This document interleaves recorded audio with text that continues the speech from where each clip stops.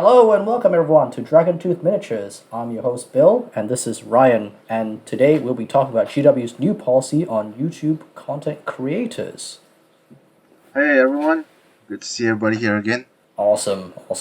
So Ryan, we've got an article here to read out. Let's have you read out the first GW updates and IP rules in on fanfiction. Right, I think before we get into that, let's talk a little bit about why we're doing this today. Because something big happened today, right? Oh yes. Well, not today, but everything's sort of been snowballing up to this point. So what we heard today was if the Emperor had a text-to-speech device, we just call it TTS, which is a pretty popular sort of Warhammer comedy sort of YouTube channel. They've announced that they're taking a hiatus. They're not going to be making stuff for a while more, right? Possibly indefinitely, and the reason for that is because of their worry regarding the new GW policies regarding intellectual property. And previously, just before this, of course, we had a situation with Sodas. Sodas being one of the more popular sort of animators on YouTube. He is apparently quitting making Warhammer stuff because of a combination of uh, how he says GW sort of ghosted him after giving him an offer to, move on to work with them, right? Possibly to, I assume, work with their Warhammer Plus sort of channel. And after that, there was a lot of harassment that he got from a lot of the fan base, and that eventually resulted in him quitting or deciding not to do any more Warhammer stuff. What happened to them was not pleasant for anyone. Also, yeah, I was on my way back home today. I was listening to the TTS's kind of official announcement on their hiatus on their from the TTS series, which is very sudden and very strange, and we need to make this clear that they were not pressured by GW. They were not threatened in any way. They did this preemptively in response to GW's new IP rules and changes. Right. So there's still so much confusion about that, right? Because if you go on some websites, if you're hanging around some social media sites, you still hear people saying that GW took down TTS, right? Yeah, which is not the case. Which is not the case. Let's be clear on that. Uh, and and and one of the clear things about this is that both TTS and so does I believe would not allow condone anyone harassing lower tier GW staff. Like they have nothing to do with this decision. It is a decision completely made by the upper echelons of GW management, the CEO level, kind of like decision makers. Right. Yeah. So I was part of that, and yeah, I as a lower tier, as a store manager, was so far removed from that decision making. There is if I saw this right now, I couldn't even begin to understand how I would even try and enforce this and you know control the backlash that would come from this, because there would be people upset. Some of the community reactions have been pretty disappointing, especially with regard to sodas. I mean, I understand if you're mad at GW for making him take his stuff down, but to attack the guy and say that he's a sellout and to kind of put the blame on him is just absolutely strange. I have no idea why he would be at fault for this. He absolutely wouldn't be at fault. Like he was offered a job, and he got the other alternative to that would have been, hey, we're gonna give you a cease and desist order. So it's it's great that GW offered him a job, like an actual stable income for him to continue doing that. It is really bad how they handled it and didn't get back to him, which is absolutely disgraceful. And I mean, on the community side, I mean, it's kind of a huge sense of entitlement, right? To get angry that someone's getting a job as GW, and that in future you might have to pay for that content, uh, which is almost like screaming, "You shouldn't take that job because I want you to keep making stuff for me for free," uh, which is Mm-mm. just insane. And to be fair, right, if you were like a supporter of Sodas, like you would already like kind of want to be part of his Patreon. You would already be kind of like buying his merchandise if he was selling merchandise. You would also be like giving him support, like so you would be supporting him like financially anyway to keep his content rolling.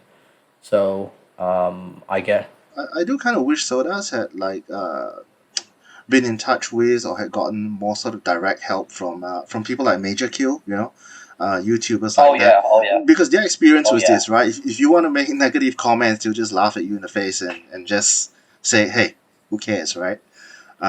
Yeah, but I mean, so does I guess he's an animator. He's not uh, like a YouTube personality per se. So I guess he's not used to being bombarded left and right by hate mail and angry comments and what have you. Oh yeah, I'm bracing myself for all the angry comments and hate mail, well, which is yeah, it is the internet. People are entitled to their own opinions, but sometimes their opinions are a little extreme and sometimes a little bit violent. So let's keep it civil. But coming to that, I mean, the root of all this, right? So the update to GW's IP rules. Let's kind of go through this. Let's look at Yeah, your thoughts on let's go this, through it now. Yeah. especially since you do the 3D printing bit. Now, the one thing that I do want to point out, what is really significant about what's happening now, is that we've heard of GW suing people and protecting their IP before. This is not new by any stretch of the imagination. But previously, it was mainly focused on 3D printers, right? People producing third party objects, things that they sold. This is, I guess, the first time where we see them sort of venturing out so aggressively from that field and sort of targeting YouTube creators as well, right? Because these guys aren't making anything to sell, right? They're just making videos, Yep. They're creating accessible content, which is basically a commercial, a free commercial for people to get into Warhammer, get into like GW products and stuff like that, which is very odd.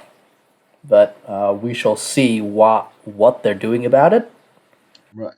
So at the top of this is of course fan fiction, which is I guess the sort of oldest form of tribute to GW, right? The updates here, it's pointed out that it cannot include text, artwork, or imagery copied from any official Games Workshop material. So don't steal your codex covers and use it for the front page of your fanfic, right? It must be non-commercial, with no money being received or paid, and that includes all forms of fundraising activity and generation of advertising revenue. So this is, I think, nothing outstanding. It's pretty typical. But what it does mean is that you can pretty much forget about writing and selling your fan fiction or your own, if you've done your own comic and so forth, right? Yeah. What about like fan art? Like if you read a book, and you were inspired by the characters in the book and created your own fan art of it, would you be able to sell that? Because technically it's not their official imagery, it's not their official text or artwork, it's yours. Yeah, so this is, I guess, one of the iffy areas. Not a copyright lawyer, and it will, I guess, come down to, copyright lawyers if GW does decide to take action. But I think, in the most general sense, the spirit of it, which you won't get into trouble if you follow, is that GW seems to be fine with you doing all that, provided you are not making money from it. Okay, so basically it's the monetary thing. Like if you're doing it for free and just giving it to people, it's fine. But like if you're trying to make a living out of it, then they'll see it's, hey, don't do that. You're competing with us. It does also say all forms of fundraising activity and generation of any advertising revenue, which to me also implies that you cannot, for example, have a Patreon for it. Yeah. Would fundraising come out under charities? I guess you cannot do that as well because it says all forms of fundraising activity. That's an interesting spin. Okay. Yeah. So let's say if I was like for whatever reason, like inclined to do like a charity, like a charity auction for like a model I painted or whatever, like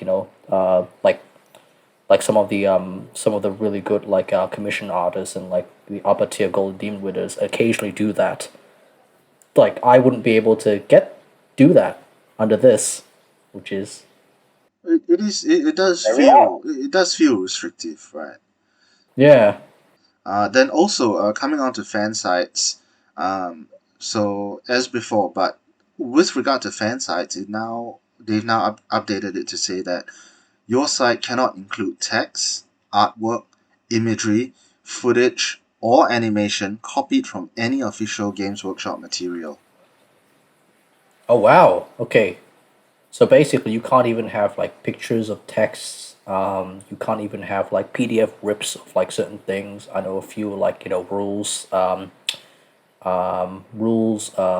web pages. They will take like PDF rips, the codexes and whatnot. I I don't know. It would be really difficult now at this point for, let's say, if I was running a website, right, and I wanted to tell everyone, Hmm. hey, the new Age of Sigma model looks really great, right? Uh, I can't put up a picture of it, so Yeah. this is gonna be a little bit rough. I mean, what am I supposed to do? Like, put up like a sketch and just write there. If you had this So it model, you would says be saying, here. "Wow, it's really good." So it says here no imagery, footage, or animation copied from official Games Workshop material, but it does not mean that you can't take a picture of your own model and put it up on your website. If it's like a new thing, like one of the previews, right? And you Yeah. want to discuss the preview on your website, and the only pictures, because the models are not out yet, like on Warhammer community and such like that, Yeah, yeah. you're gonna have a picture that you can use. Oh wow, yeah. Yeah, so we can't even repost things from Warhammer community to spread information. Yeah, that's odd. That is really restrictive. I don't. So I'm That not makes no sure how sense. that's gonna affect sites like Bell of Lost Souls and Spiky Bits and what have you, right? Uh, Not even just that, like even just like hobby bloggers and like people just excited about it. And it's just like, wow, okay. So how is it going to affect like large bloggers and stuff like that? Are they going to start like taking down people that like reblog like on Twitter and stuff like that like take screen caps of like the Warhammer community page and like forward it to people? yeah, because I mean, to me, it as long as these sites are promoting my products, right? I'm fine with just saying, hey, I need you to put in a little note there that says you got it from this site. Just credit it to my website and Yeah. put in a link to my website, right? And as long as you're basically pushing my products, I mean, I would not have an issue with that. Hmm. Right. Yep. Imagine if in real estate, a property developer tells all the realtors, "Hey, I don't want you using pictures of my project." Sorry to interject just quickly. Voice of the editor, Jared here. There's a long-standing reason why fanfiction site AO3 doesn't allow users to include links to even their coffee accounts in their description of their user. It's because if anybody can be seen to be profiting in any way by the publication of content that includes characters, locations, and intellectual property that they don't own themselves, then that user and the platform themselves could be sued into oblivion. Yeah, but with the AO3 bio, it kind of makes sense. Where this is just a blatant like, no, you cannot do that. You get no say in the matter. There's no chance for you to ever profit off this. There is just a very clear red line in the sand. Well, this bit where you cannot include any imagery, footage, animation, etc. I guess that's the thing that really hits people trying to make videos, right? Yeah, yeah. Because Okay, I yeah. mean that leaves you with nothing if you're gonna make Warhammer videos.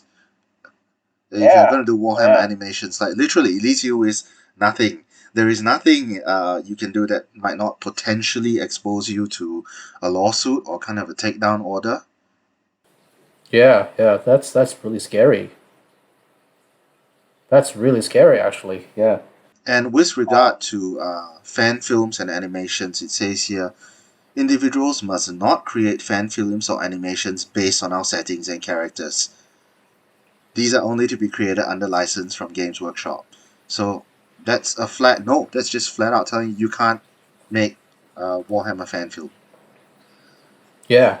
And it specifically targets fan films. Like I don't understand why somebody had to use that wording, that charged phrase, like fan films. It isn't any like, like it isn't doesn't leave any ambiguity.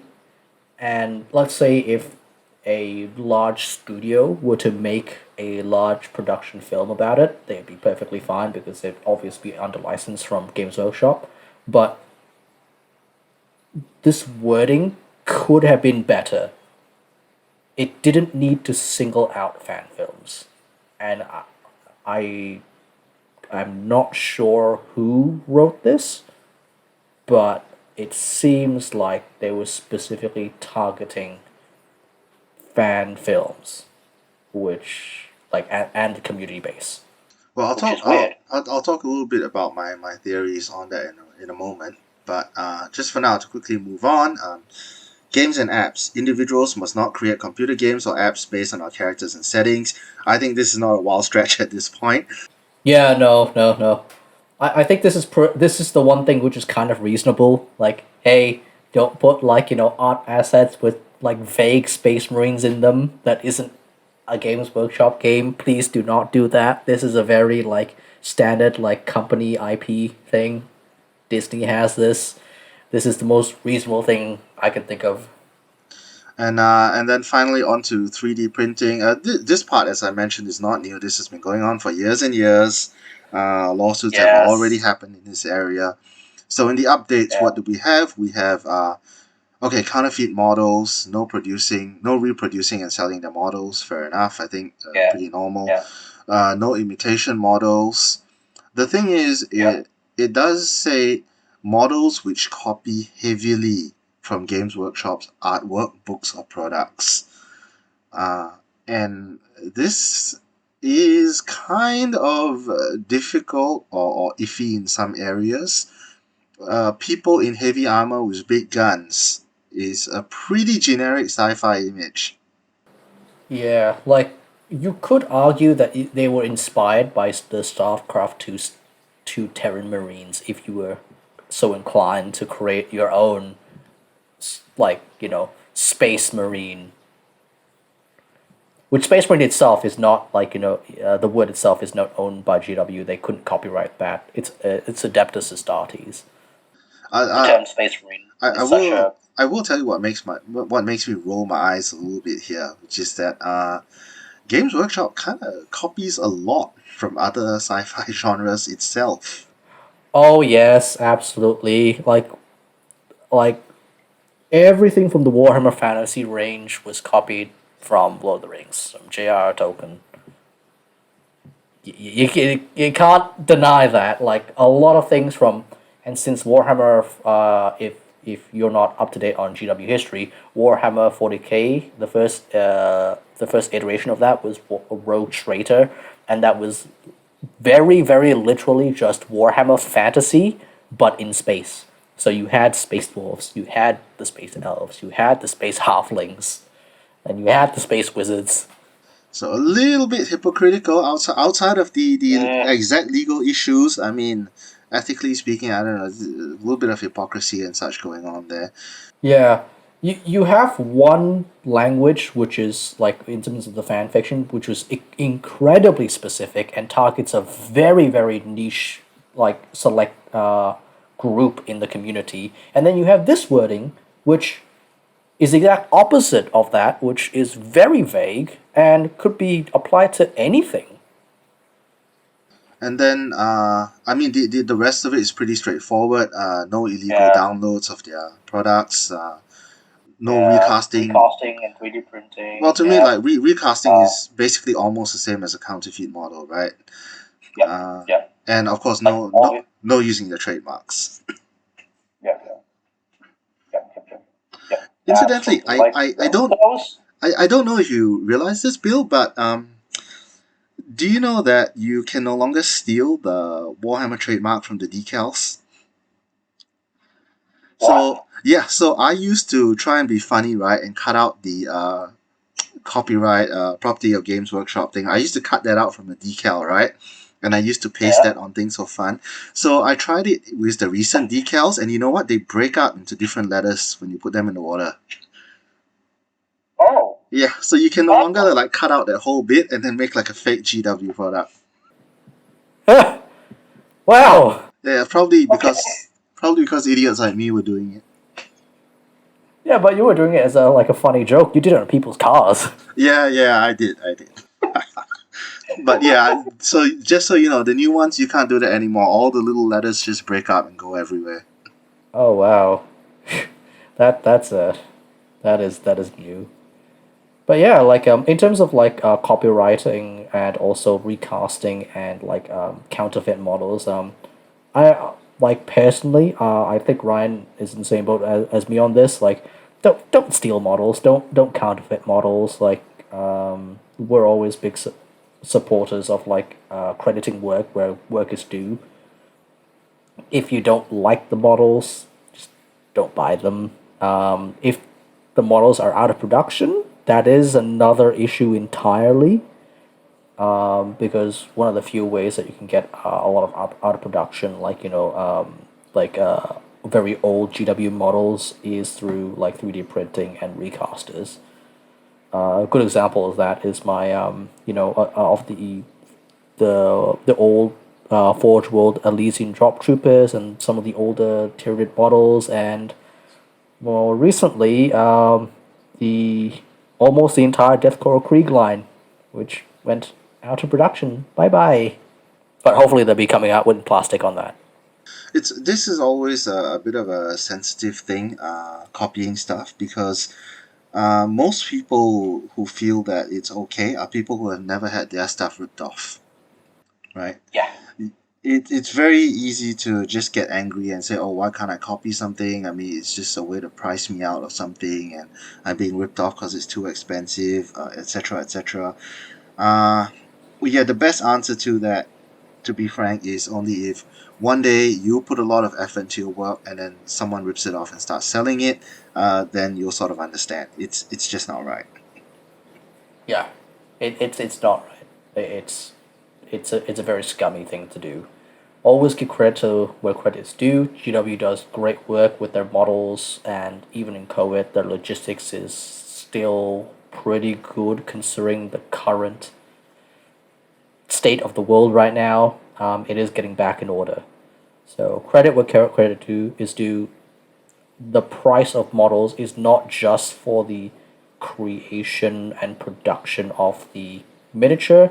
It is also the small army of people to get that miniature from drawing to model and into your store. I think very old. Well, let's not say very old because it makes me feel decrepit. But those of us who were gaming in the earlier eras, right? Yeah. It's hard to explain just how much of a contribution Citadel Miniatures really made to the overall market.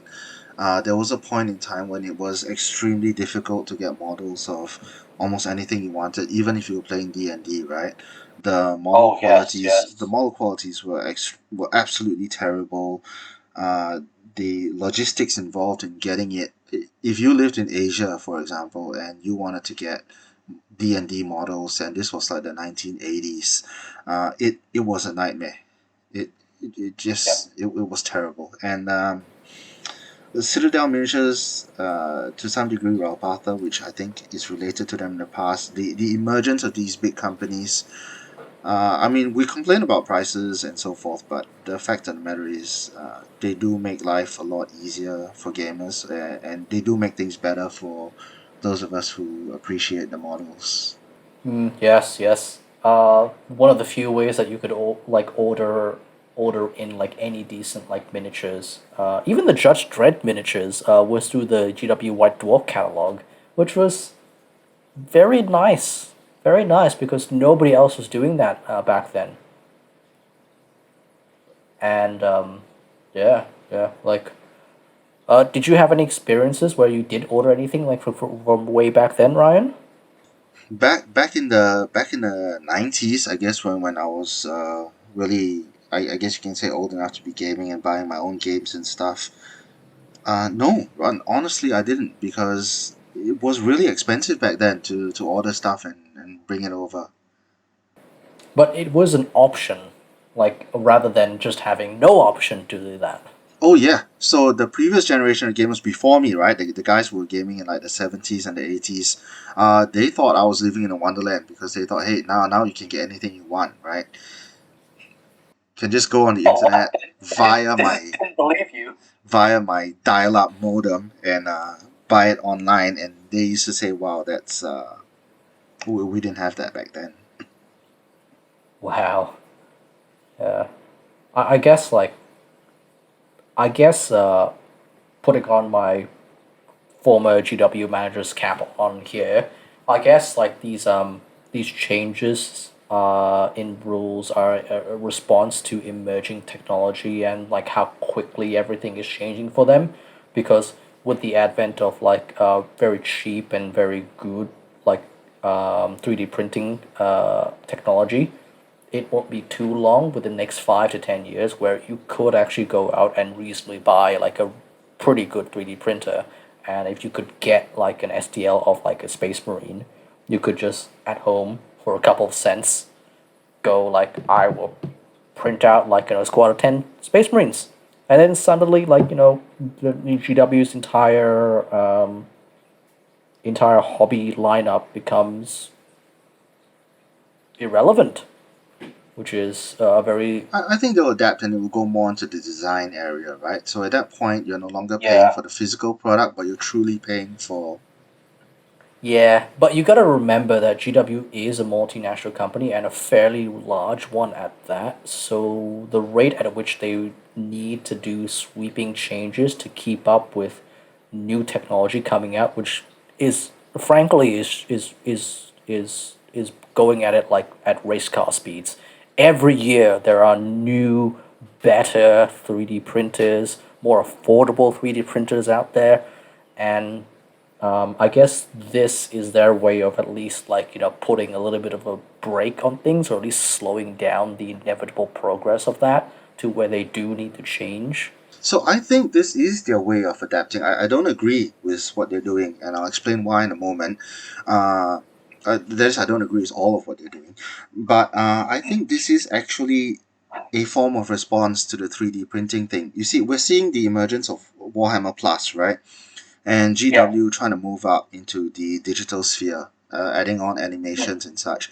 I think they can foresee a time where their income stream will be from the IP, as in from movies, from shows, from media other than producing the actual plastic, right? And I Yeah. think this is their attempt to very quickly take control of that digital sphere and the content that's being created, and to position themselves as the primary producer of Warhammer related content. Because in truth, I do feel that from a period between the early 2000s right up till maybe the mid 2010s, right? GW was very slow in developing a digital presence, Oh yeah, oh yeah. and they began to allow other sites like Bell of Lost Souls and so forth to begin to control the direction of the conversation on the internet. And content creators on the internet were having as much of, I guess, an impact on people with regard to the law that the company was, because, and this was GW's fault, they were very slow to kind of move into the digital space. Yep, that's very true. Again, like it's the it's it's a large company. They've been doing a particular thing in a particular way for so many decades now. It's very difficult for them to get in the mindset to change that. And taking a playbook out of my, training as studio manager, they need to really, really like self reflect on what their future goals are, what they see themselves as in the next 5 to 10 years. Are they going to be one of those companies that fights against the grain and tries to stall the inevitable, or are they going to be one of those companies, much like Hasbro, oddly enough, with Dungeons and Dragons, and allow people to the fans and the community to really take the game and the model range to a completely different level, and uh, eventually, that comes back to them in terms of profits, either through intake of. Sorry, I was about to say, GW isn't just a big company, it's a big company with shareholders. To some degree, I wonder if they're able to really call the shots and exactly do what it is they want to do. Because when you want to take a company in a new direction, when you say, I want to make a big shift, I want to move away from making plastic models and focus more on IP, for example, right? Yeah. Um, that's pretty scary to shareholders who pretty much just want their money. Okay. Oh yeah, that's true. Yeah. This is a big investment. There's no knowing if it will pay off. And shareholders are not necessarily concerned with the longevity of the company. They just want their money. Oh Okay, and yeah, that's they true. may not care what's going to happen to GW and the hobby in 10 years' time or in 20 years' time. This may be irrelevant to them, right? So GW having its own shareholders, I mean, it may not be that they are inflexible. It may just be tough for them to, put forward the argument that they need to make certain sweeping changes, and things may not be as great, or expenses, or then the bottom line may not look as great in the next few months, next few years, right? While they're trying to change direction, and I think that's what makes it very difficult for them to pivot. Yep. That's a very interesting like point of view, Ryan. Yeah, I didn't think about like the shareholders in that way. But yeah, you are correct. They do have like a massive say in like in business decisions in most areas. So I would definitely be able to see that if the majority of shareholders did not are very risk averse, because most shareholders are, and they just want their money. Right. That would be the line they go for. They do not want them to take risks. They want them to stay true to one path and to protect it as much as possible, while they just try and collect their paycheck. Right. Yeah. And I think that's a lot of people online have been going on about whether it's healthy for the community and such. I think a lot of people have sort of ignored the fact that the, the bunch of people who have a lot of say, who are GW shareholders, may not be in line with the actual hobby community. Yeah, they not like most likely they're not interested in the community. They're just there to to make a good investment. Yeah. I think it would be good if GW started to focus more on stakeholders rather than shareholders, if this is the issue. I think, Yeah. yeah, it's very important that they focus on their stakeholders more. That really should be coming first. Yeah, yeah. But oh well, oh well. That isn't. Coming to this That is. recent thing with these updates and so forth, here's my theory, right? And here's also my theory as to why GW is not getting defensive and putting out statements very quickly. And this is just a theory, I may be wrong. I feel it's just a form of mandatory saber rattling that they hope will quiet down. Okay, so if you don't take steps to enforce your IP, you can lose it. That's the Yeah, first thing you got to understand, right? If you can't prove in court, for example, that yes, I have this patent or I have this IP, and that I've gone after people who have used it illegally, etc., then you really can't stand to lose that, and of course GW doesn't want to lose that, and they've got to show yeah, that they are taking action about it. And as I mentioned yeah, before, for a very long period of time, GW was not a strong digital presence. And online, I mean, text to speech and people like Luton and Major Kill and so forth, they've been going on for a pretty long time, right? yeah, Unmolested by GW. GW hasn't said anything. So I theorize that someone up at GW says, hey, we need to show that we've made sort of an attempt to keep all this under control. While we're at it, let's just let's also try and wrap people under our Warhammer Plus banner if we can. So here's what I yeah, think. I think possibly GW has come up with a saber rattling move in order to shout out to everyone that hey, we care about our copyright. We care. It's a big deal. It's a big deal. Okay, and we don't want anyone infringing on it. But have they sued multiple channels? Have they gone after large numbers of people? If I were to start a website that talks about GW new releases, sneak preview, and I put a picture there, am I going to get a threatening letter the next day or the next week or even the next month? Here's what I think. I think no.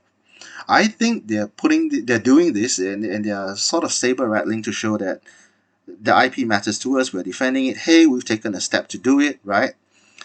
But I suspect they may be less aggressive in enforcing it than we may expect. And here's yeah, why. What benefit does GW get in rushing out, angering the community, and threatening to sue all these channels and making them all shut down? Why? It's free very advertising true, for them, right? A lot of very true. people got into Warhammer via these YouTube videos, YouTube channels, and GW did not have to pay a single cent to these people to make these productions. I mean, look, we're taking the effort to make a podcast about Warhammer right now. GW is not paying us a single cent, right? So Yeah, why would they want to shut that down? I don't think they do. And I think this is sort of a token gesture just to kind of show that legally we have taken steps to protect our copyright. And I suspect it may actually not go very far. I could be wrong, but this is what I think is happening. It's a gesture. And I think that's why GW has also not been very loud or defensive or uttered any kind of strong responses to what people are saying. I think they are thinking, now let's just keep quiet and, just kind of let it die down, let it be. yep, yep, yep. Like, yeah, I think you do have a point there. Uh, at the end of the day, only time will tell. We may have to revisit this subject, 2 or 3 or even 6 months down the line from now, if GW is really, like you theorize, going to not really enforce it. Then great. That is a good. That's fine. That's great. Well, it, it Community would is be happy. it would be silly for them to get overly legalistic and enforce it because there is nothing but downside to doing that. Yeah, exactly, exactly. But if they do that, we will of course be talking about that and doing our best, not to incur that wrath. But on this particular video, we are way over time already. We are way over time. Yeah, that's all the time we have for this episode. And As always, if you have more questions, comment down below, like and subscribe. Instagram at DragonToothMakes. This is Bill and Ryan, and we will catch you on the next video.